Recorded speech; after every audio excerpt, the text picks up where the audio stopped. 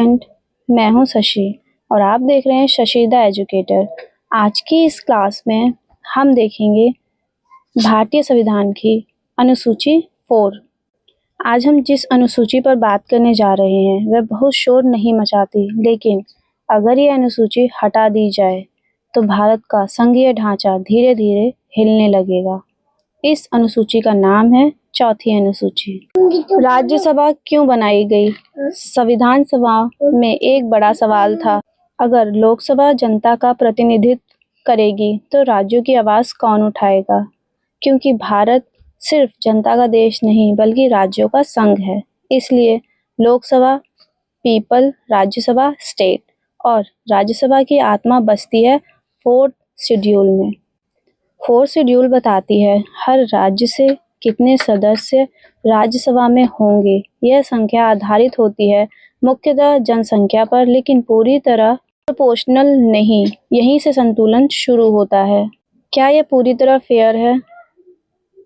अगर केवल जनसंख्या के आधार पर सीटें होती तो बड़े राज्य पूरी तरह हावी हो जाते, और अगर सभी राज्यों को बराबर सीटें मिलती तो लोकतंत्र का जनसंख्या सिद्धांत टूट जाता। 4th शेड्यूल इन दोनों के बीच संवैधानिक समझौता है। Lok Sabha versus Rajya Sabha. Lok Sabha direct election, जनता की संख्या, political mandate. Rajya Sabha indirect election, राज्यों का प्रतिनिधित्व, कंटिन्यूटी, स्टेबिलिटी। इसलिए राज्यसभा कभी भंग नहीं होती और राज्यों की आवाज लंबे समय तक बनी रहती है। अगर हम करंट का उदाहरण देखें तो डेलिमिटेशन डिबेट आज की राजनीति में एक बड़ा डर है। अगर डेलिमिटेशन हुई तो दक्षिण भारत की राजनीतिक ताकत घट जाएगी। क्यों? क्योंकि उन्होंने पॉपुलेशन कंट्रोल किया, लेकिन लोकसभा सीटें जनसंख्या पर निर्भर हैं।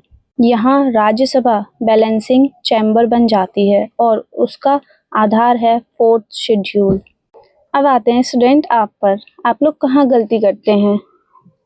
सिर्फ सीट नंबर्स याद करते हैं, लेकिन एग्जाम में पूछा जाता है राज्यसभा की भूमिका संघवाद में कैसे योगदान देती है, और उत्तर 4th शेड्यूल से निकलता है। अगर आप एग्जाम में लिखते हैं 4th schedule deals with allocation of seat in Rajya Sabha, ये फैक्चुअल है। लेकिन अगर आप लिखते हैं 4th schedule ensure that federalism in India is not reduced to majority, ये रैंक मेकर लाइन है। लोकतंत्र सिर्फ संख्या का खेल नहीं, वह है संतुलन, संयम, सभी इकाइयों की सुनवाई। 4th शेड्यूल इस संतुलन को संविधान में स्थायी रूप देती है। अब तक हमने समझा अनुसूचियां क्यों बनी, नक्शा कैसे बदला जाता है, सैलरी और शपथ कैसे सत्ता को बांधती है, और राज्यसभा कैसे संघीय संतुलन रखती है।